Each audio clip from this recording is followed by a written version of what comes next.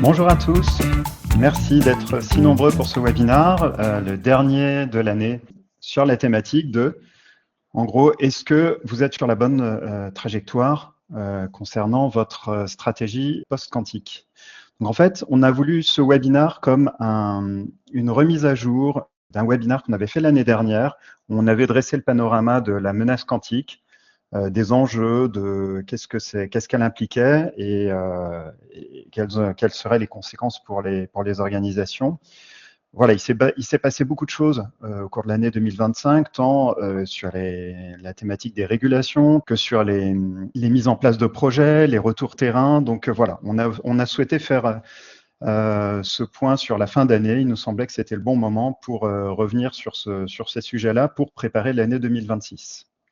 Aujourd'hui, vous avez deux interlocuteurs. Moi, Nicolas Drouot, en charge du marketing et de la communication pour CryptoNext Security. Et je suis accompagné de Charles Papin.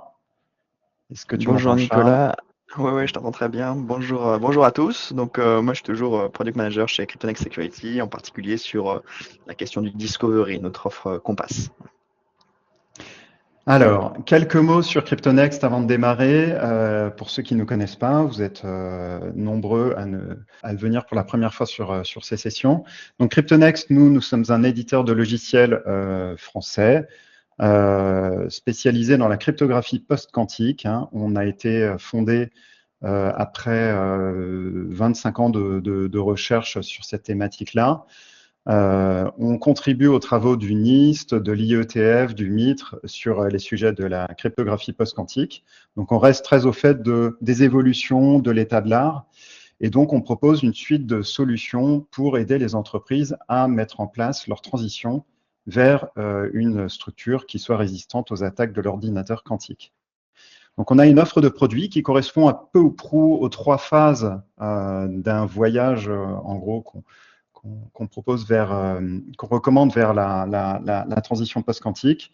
Une première phase qui serait une phase de découverte et d'inventaire de la cryptographie pour justement faire la lumière sur cet angle mort de votre cybersécurité et être en mesure de savoir qu'est-ce que vous allez avoir besoin de migrer vers du post-quantique.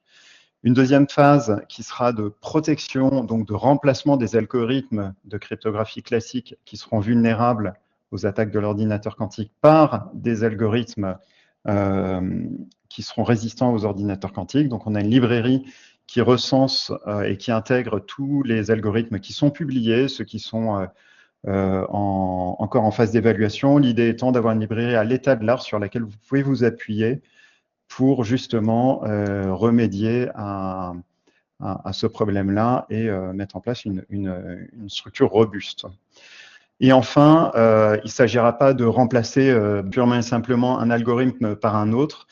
Il va falloir en fait changer de paradigme et fonctionner de façon agile, c'est-à-dire que les algorithmes de cryptographie post-quantique que vous allez mettre en place, il faudra les mettre en place de façon à ce que vous puissiez les remplacer facilement si une vulnérabilité était détectée ou si des algorithmes plus robustes étaient publiés. Donc, c'est cette thématique de crypto-agilité pour lesquelles nous aussi on propose des solutions. Voilà, je ne vais pas m'attarder plus sur CryptoNext. Je vais laisser la parole à Charles qui va vous parler de cryptographie. Oui, merci beaucoup Nicolas. Donc en effet, hein, on avait fait un webinaire l'année dernière sur qu'est-ce que ça voulait dire la PQC, qu'est-ce que c'était l'ordinateur quantique, quel risque ça faisait courir sur la protection de nos données actuelles.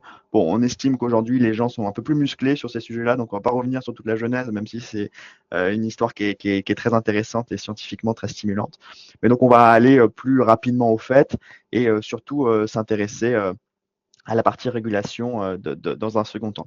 Donc déjà, pour introduire notre discours, tu peux mettre la suivante, s'il te plaît, Nicolas.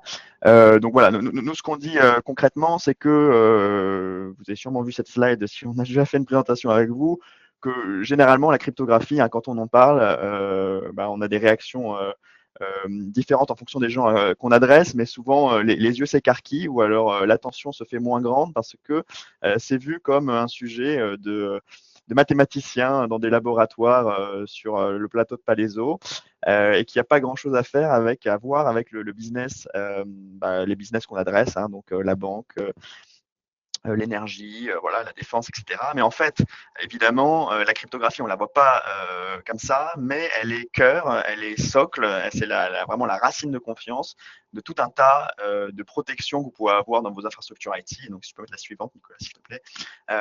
Et donc voilà, il faut vraiment voir ça comme le socle, comme le pilotis sur lequel repose un certain nombre de services de sécurité qui vous sont offerts par les produits de sécurité, de cybersécurité notamment, que vous avez dans vos infrastructures IT. Et donc, dès lors que vous avez un ordinateur quantique qui met à mal la sécurité qu'on imaginait robuste et éternelle des algorithmes de cryptographie asymétrique comme RSA ou toute la cryptographie basée sur les courbes elliptiques, eh bien, dès lors qu'on a cette nouvelle menace, eh bien, c'est tout l'édifice qui chancelle.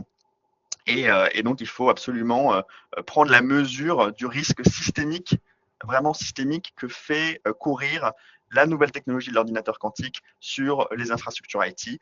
Je cite quelques exemples à gauche, hein, évidemment. Maintenant, quand vous allez, si vous ne vous mettez pas à jour, les signatures que vous avez fait signer à vos clients, que vous signez en interne, vont plus rien valoir parce qu'on va pouvoir en générer de fausses qui auront l'air véridiques. De la même manière, vous ne pourrez plus identifier quels sont les serveurs comment dire, qui peuvent exister dans votre infrastructure, qui sont légitimes dans votre infrastructure. Tout le monde pourra se faire passer pour un serveur légitime, etc., etc. Évidemment, il y a des questions de réputation, de coûts qui sont énormes derrière. Et donc, suivante, s'il te plaît, Nicolas. Donc voilà, donc l'ordinateur quantique va faire courir un risque systémique sur la cryptographie. Il faut donc la changer. Je remis une slide ici parce que c'est des choses qu'on entend souvent dans les salons, dans les interactions qu'on a avec les clients, sur la PQC. Alors, vous savez que la PQC, la post-quantum cryptographie, ou autrement dit, la cryptographie qui va avoir effet dans un monde post-quantique, c'est-à-dire dans un monde où l'ordinateur quantique existe, est une solution pour se prémunir contre l'ordinateur quantique parce que ce sont des algorithmes sur lesquels on a une confiance suffisamment forte que l'ordinateur quantique ne peut pas les accélérer, comme c'est le cas pour RSA et les courbes elliptiques. Et donc, c'est aujourd'hui la solution industrielle pour protéger vos systèmes vis-à-vis de l'ordinateur quantique.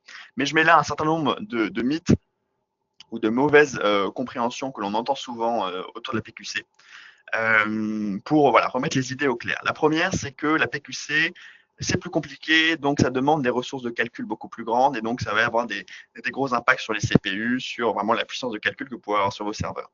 Donc ça, c'est faux, hein. Les mathématiciens ont bien bossé, les chercheurs ont bien bossé, notamment des cryptographes de chez nous qui ont bien bossé pour faire des algorithmes qui soient performants, dans le sens où le nombre de cycles nécessaires pour réaliser des opérations cryptographiques, que ce soit en échange de clés ou en signature, est significativement plus bas que RSA et même plus bas que certains algorithmes de courbes elliptiques. Donc là, vous avez un extrait d'un papier de recherche dans mon souvenir, mars 2025. Donc évidemment, nous, on a nos benchmarks aussi, on le constate au jour le jour.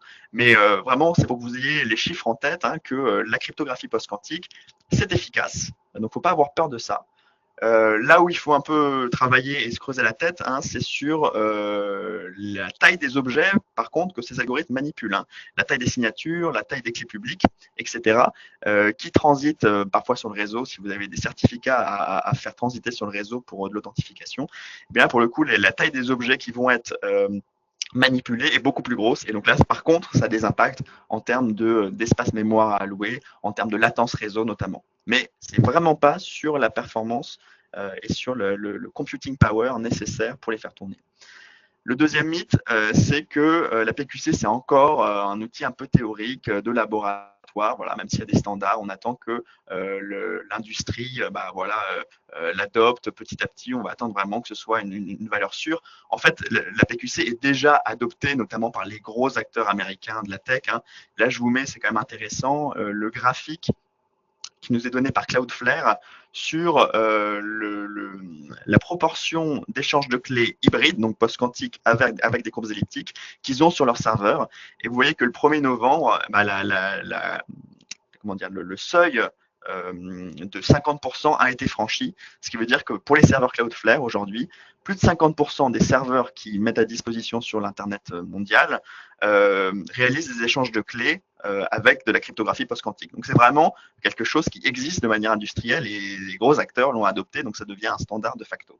Et de la même manière, hein, vous êtes sûrement au courant que la plupart des grands navigateurs web maintenant sont capables de réaliser des échanges de clés en post-quantique. Donc voilà pour ce deuxième mythe. Et troisièmement, c'est la question de la célérité de la migration post-quantique. On entend des gens qui nous disent encore, non mais l'ordinateur quantique, il n'y a pas un consensus, on ne sait pas quand est-ce qu'il va arriver, donc on a le temps et on verra ça une fois qu'on aura traité toutes les autres urgences, et je sais qu'elles sont nombreuses, les DORA, les NIS2, etc., etc.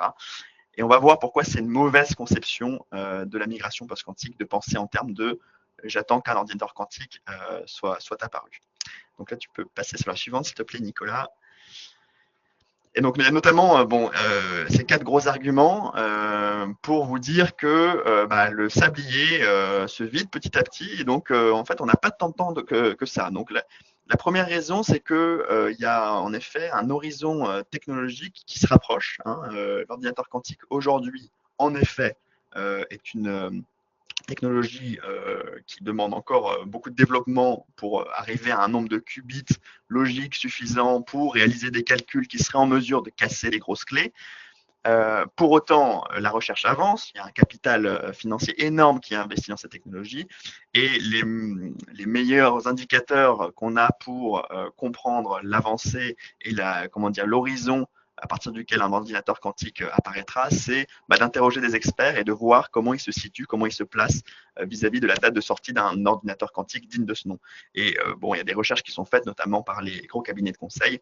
Et là, je vous mets un chiffre qui sort d'une étude de McKinsey qui dit que 72% des experts interrogés voient l'arrivée d'un ordinateur quantique pour 2035. Donc c'est un premier horizon technique. Ensuite, il y a un horizon de régulation. D'où là, je vous le cite 2035, c'est une date qui est bien connue parce que c'est le NIST américain qui est arrivé avec cette date vraiment avant les autres et qui ont dit 2035, RSA, courbes elliptiques, ce sera plus autorisé. Et donc tous les produits de sécurité qui nécessitent des certifications FIPS par exemple, ne pourront plus embarquer de cryptographie traditionnelle. Donc là, vous avez 2035, on va voir qu'il y a des roadmaps qui sont globalement alignés à l'Europe.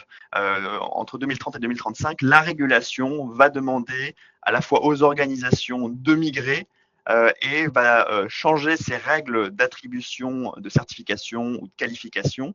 Ce qui veut dire que si vous avez besoin de produits de sécurité certifiés ou qualifiés, il va falloir aussi les changer parce que ces produits vont devoir embarquer de la cryptographie post-quantique.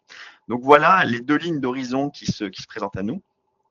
Et puis ensuite, deux autres faits. Hein. Les migrations dans l'IT prennent du temps. On a plein d'exemples sur SHA-1 qui a été cassé très tôt et puis ça a mis plus de 10 ans avant de plus voir du SHA-1 et on en voit encore. La même chose avec la transition de TLS 1.2 à TLS 1.3. Toutes ces transitions prennent beaucoup de temps parce qu'évidemment, vous avez beaucoup de serveurs. Il faut faire énormément de travail d'inventaire et puis de remédiation. Bon. Et puis un dernier chiffre qui est aussi très intéressant, qui nous sort d'une étude du BCG cette fois, qui évalue le coût de ce que ça va vous coûter une migration post-quantique complète. Et ils évaluent ça à 2,5% d'un budget IT annuel. Donc s'il y a une banque qui a un budget IT d'1 milliard d'euros, il y a 25 millions qui va être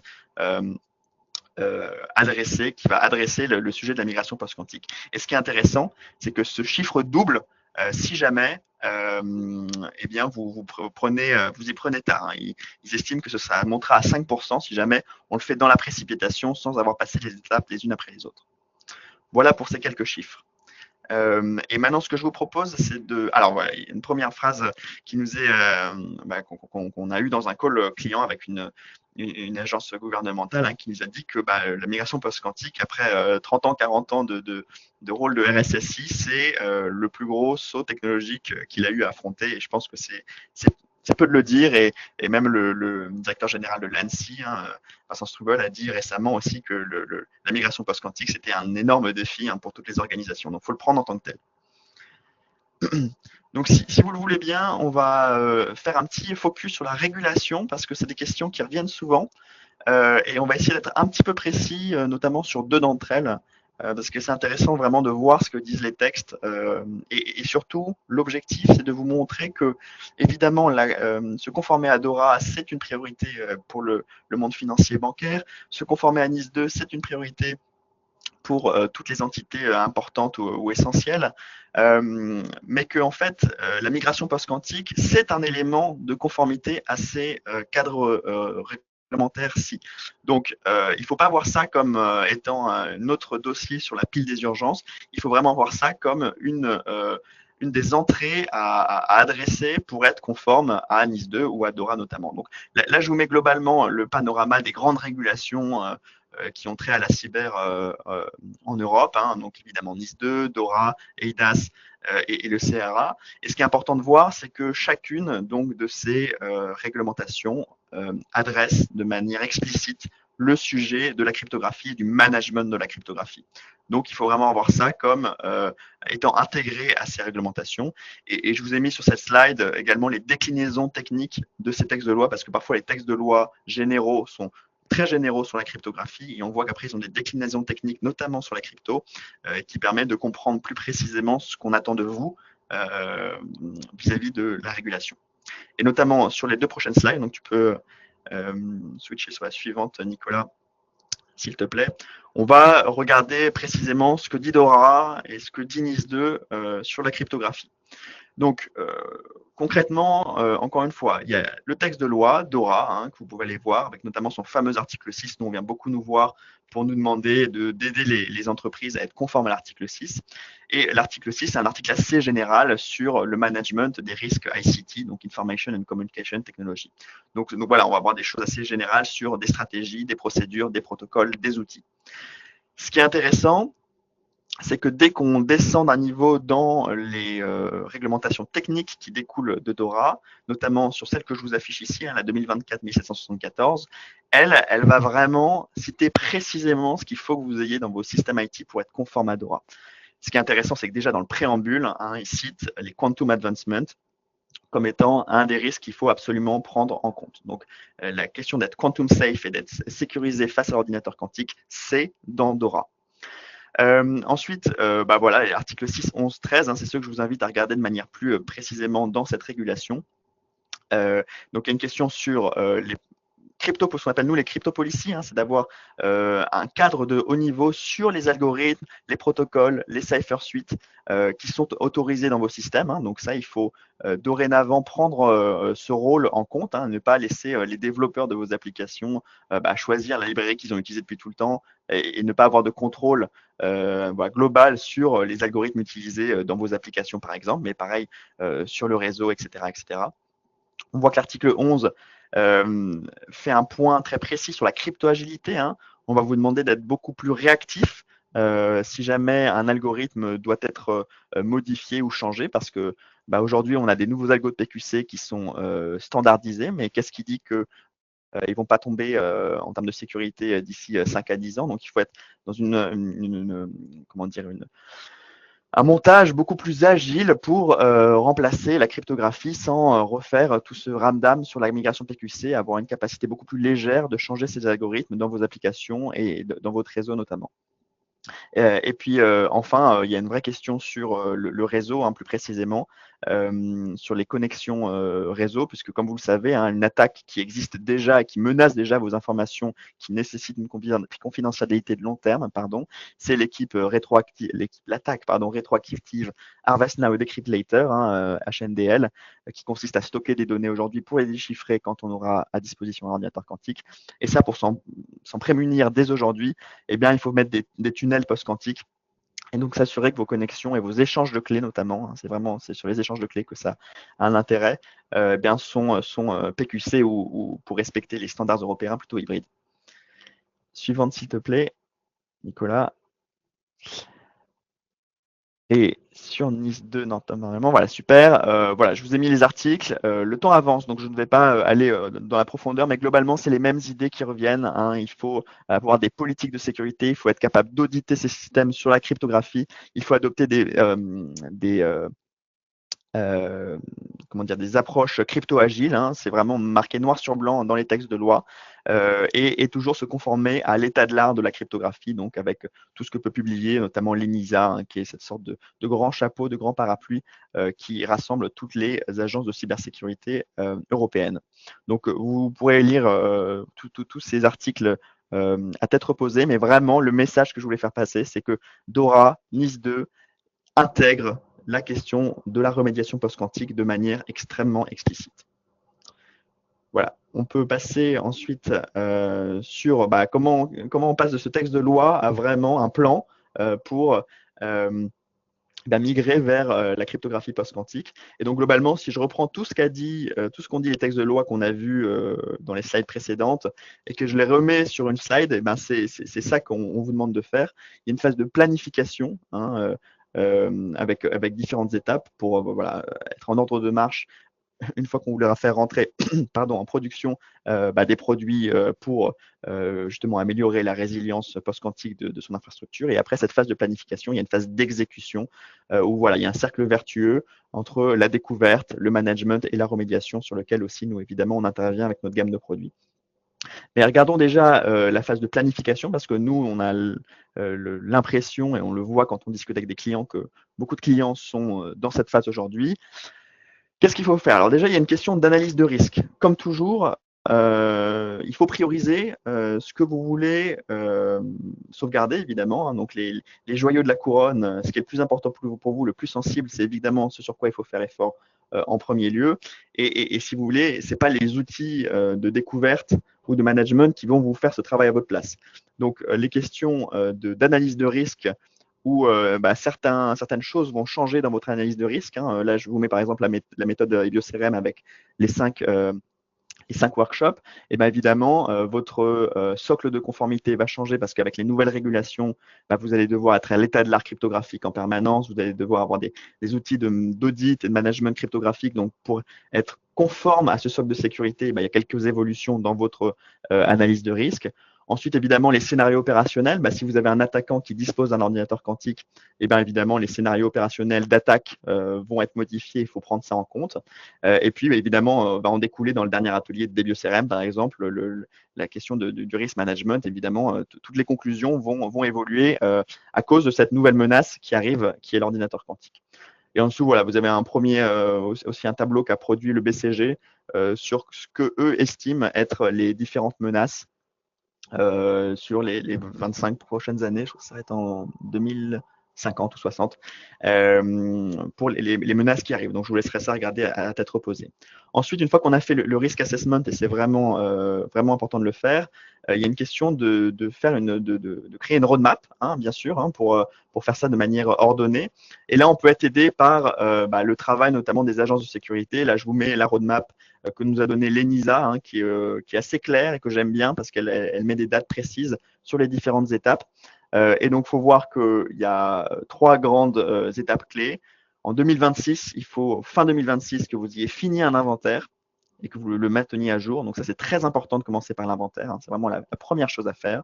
Et ensuite, vous pouvez voir que petit à petit, on va vous demander de migrer d'abord vos assets à haut risque, puis les assets à moyen risque, et puis évidemment les assets à moindre risque. Donc c'est pour ça que la question du risk assessment est premier, est important dans un premier temps. Ensuite, une fois qu'on a planifié, si tu peux mettre la suivante, Nicolas, s'il te plaît.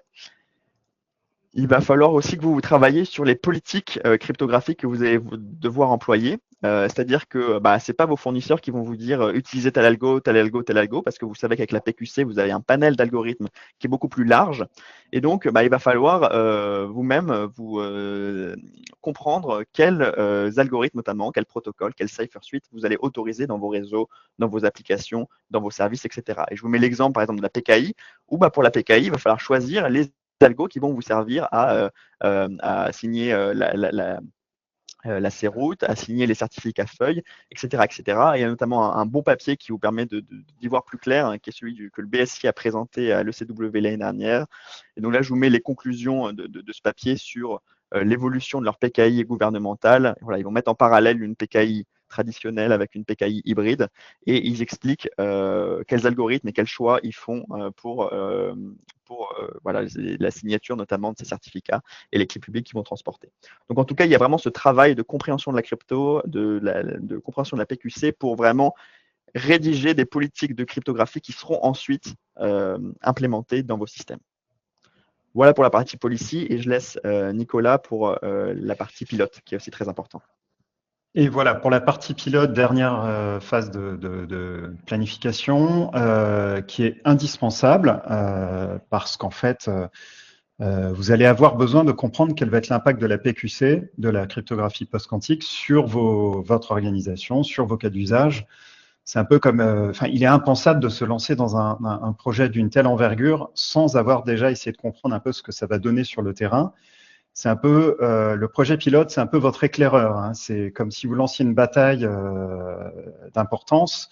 Vous vous lancez pas à corps perdu dans cette bataille sans avoir auparavant pris le soin de prendre connaissance des rapports des éclaireurs. Donc là, le projet pilote va jouer ce rôle-là.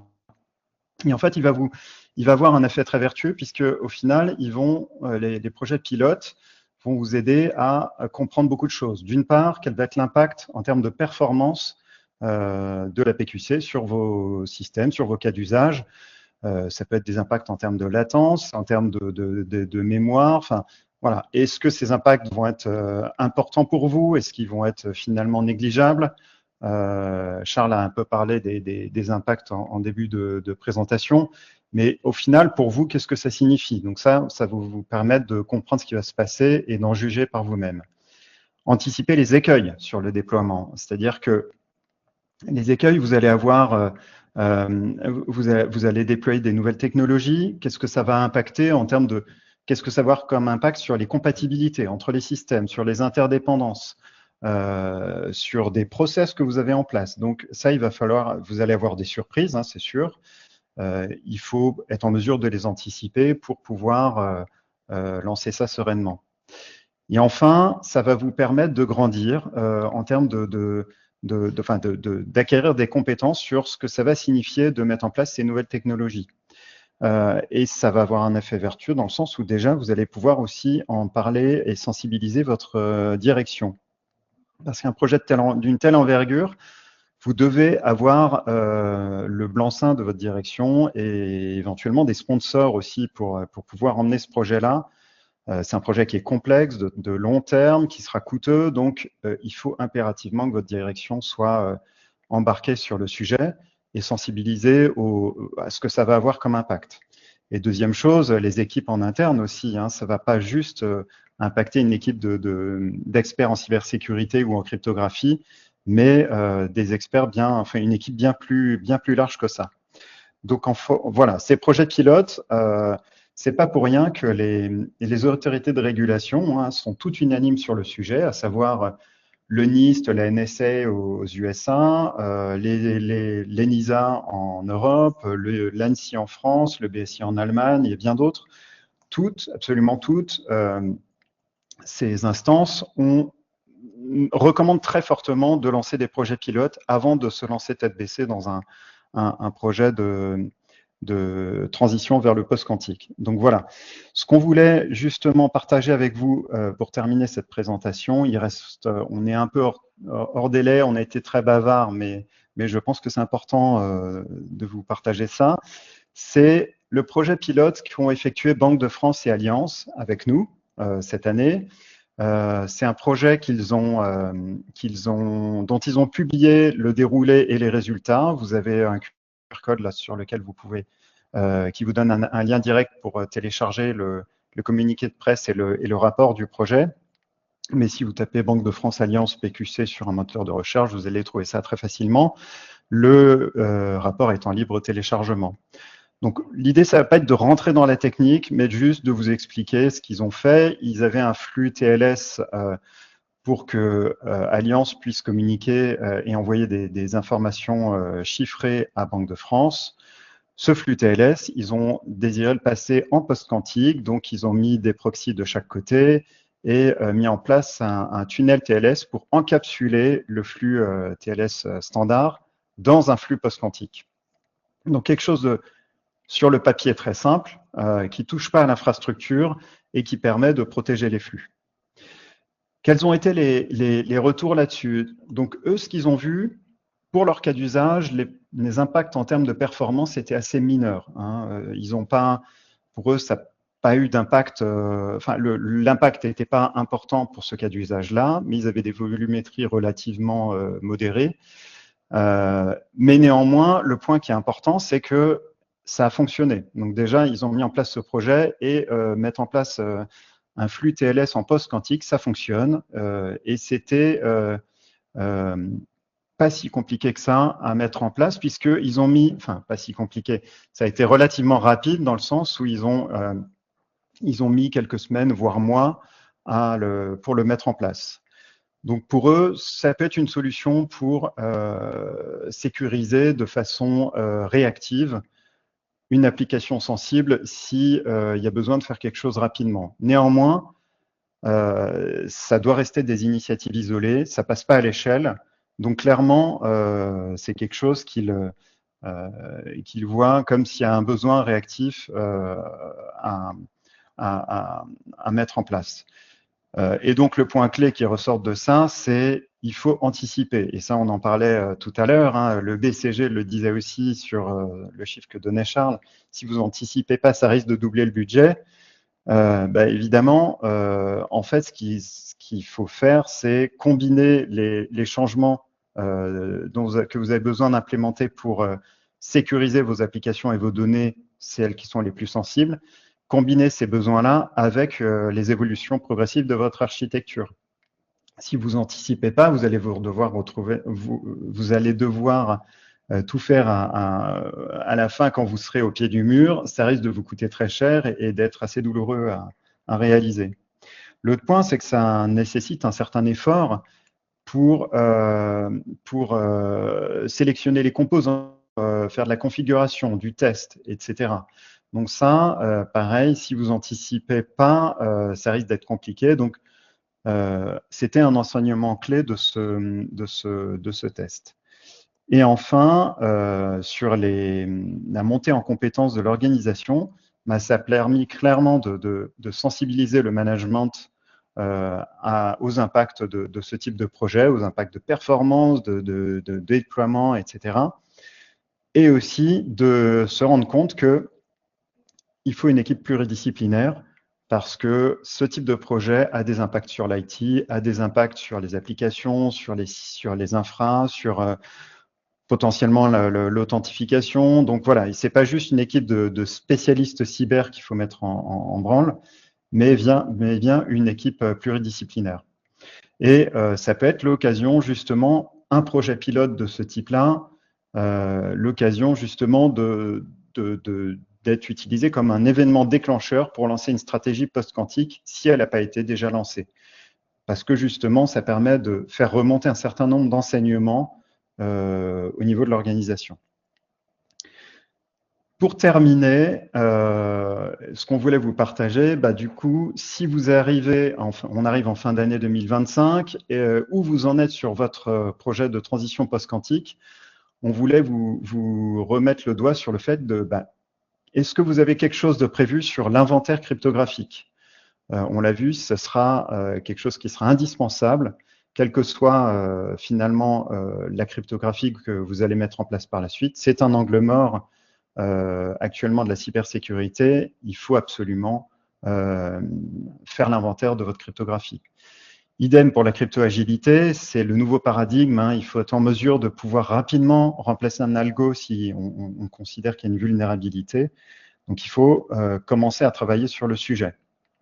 Et enfin, les projets pilotes, c'est clairement quelque chose qui va vous permettre de préparer ce plan de migration, de pouvoir anticiper les écueils que vous aurez au sein de votre organisation, les technologies que vous allez avoir besoin d'embarquer, de faire peut-être un premier choix, une première sélection de fournisseurs. Donc voilà, il faut tester ce sujet-là sur vos cas d'usage. Et potentiellement, ça peut être aussi des tests pilotes, des projets pilotes sur de l'inventaire, sur un périmètre restreint, donc pour voir ce que ça peut donner, ou un projet pilote sur de la crypto-agilité, justement pour essayer de commencer à mettre en place ce sujet. Voilà pour cette présentation. On a un peu débordé, on s'en excuse. Merci beaucoup Nicolas. Alors j'ai juste 2 questions pour finir, hein. La première question, c'était sur la capacité des serveurs Cloudflare à proposer du post-quantique. Alors la question précise, c'est de savoir si les 50%, le seuil des 50% correspond à des serveurs qui ont aujourd'hui la capacité ou de faire de la cryptographie, enfin de l'échange de clés hybrides, ou est-ce que c'est vraiment le trafic mesuré qui est à 50% avec de l'hybride. Et je vous confirme que c'est bien 50% du trafic, hein. Donc c'est énorme, et donc ça montre encore une fois à quel point l'adoption de la PQC se fait de manière industrielle avec des gros acteurs qui font confiance à cette technologie et qui l'implémentent en production sur Internet. Il y a une deuxième question sur la question du chiffrement des données. Alors, je lis précisément la question. Quid des données déjà chiffrées avec des algorithmes trop faibles face au quantique? Faut-il envisager un transchiffrement pour mettre à jour le niveau de sécurité de la donnée? Et il y a une sous-question qui est adossée. Nos données déjà exfiltrées et stockées restent vulnérables. Alors oui, alors évidemment, ça c'est toujours le cas, hein. Si vous avez de la crypto faible qui a permis de chiffrer des données et qui est à l'extérieur, bon cette donnée vous la maîtrisez plus, donc malheureusement elle est vulnérable.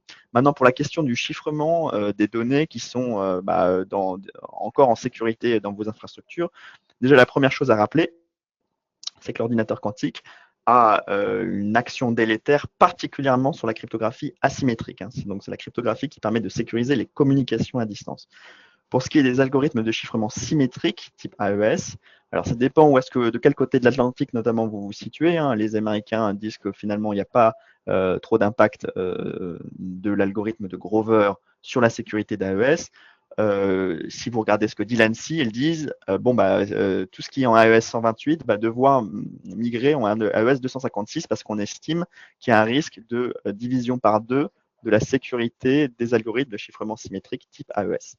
Donc, tout ça pour dire quoi? Que si aujourd'hui vous avez des données dans vos bases de données qui sont chiffrées de manière symétrique, parce que c'est souvent à ça que sert la cryptographie symétrique, et qu'elles sont chiffrées avec de l'AES 256 par exemple, eh bien pas de souci, elles sont encore résistantes et il n'y a pas besoin de rechiffrer par-dessus. Maintenant, les questions notamment de base de données, hein, c'est les questions liées au TDE, donc la façon d'accéder de manière chiffrée à une base de données. Et là, évidemment, dès qu'il y a une communication à distance, il peut y avoir une vulnérabilité sur la façon d'atteindre la base de données en question. Après, il y a des vraies questions, en revanche, de rechiffrement. En effet, toutes les signatures que vous avez faites, je pense notamment à un cas d'usage qu'on cite souvent, imaginez les signatures des notaires, hein, où les documents signés dans un office de notaire doivent rester authentifiables pendant, alors j'ai plus la date exacte en tête, je crois 70 ans ou 75 ans. Et bien là, évidemment, qu'à ces échelles de temps-là, si on veut pas que dans 30 ans, quelqu'un arrive en disant mais c'est ma propriété, pas la vôtre, regardez, j'ai une signature, et qu'en fait cette signature est fausse, elle a juste pu être réalisée avec l'aide d'un ordinateur quantique. Et bien si on veut se prémunir face à ces risques-là, il va sûrement falloir rentrer dans une phase de resignature avec des algorithmes résistants de ces documents-là. Et ça va poser tout un tas de problèmes organisationnels, industriels, dans des secteurs comme la banque, dans des secteurs qui demandent beaucoup de documents signés de leurs clients. Ça, c'est vraiment un sujet à prendre en compte. Voilà, j'espère que j'ai répondu de manière suffisamment synthétique et précise à la question. Merci à tous. N'hésitez pas à revenir vers nous si vous souhaitez creuser le sujet et à nous suivre sur les réseaux, sur notre site. On a beaucoup de contenu qu'on va publier. Donc, on reste à l'écoute de vos questions et à très bientôt. À très bientôt. Au revoir.